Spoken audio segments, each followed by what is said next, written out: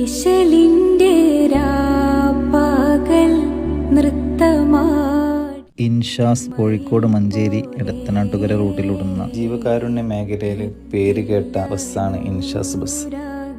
Bus സ്റ്റാൻഡുകളിലെ ഒരു ബസ്സിന്റെ മുന്നിലും കാണാത്ത ഒരു പോസ്റ്ററാണ് നോമ്പ് തുറ സൗകര്യം ലഭ്യമാണെന്ന പോസ്റ്റർ. ഫിറോസലിഖാന്റെ ഉടമസ്ഥതയിലുള്ള ഈ ബസ് വർഷങ്ങളോളമായി നോമ്പ് കാലത്ത് യാത്രക്കാർക്ക്, നോമ്പുള്ളവർക്കും നോമ്പില്ലാത്തവർക്കും നോമ്പ് തുറക്കാനുള്ള സൗകര്യം ചെയ്തു കൊടുക്കുന്നത്. ബസ്സിലെ ജീവനക്കാരായ അനസും ബാബുവും തന്നെയാണ് വെള്ളവും അതുപോലെ തന്നെ മറ്റു വിഭവങ്ങളെല്ലാം യാത്രക്കാർക്ക് നൽകുന്നത്.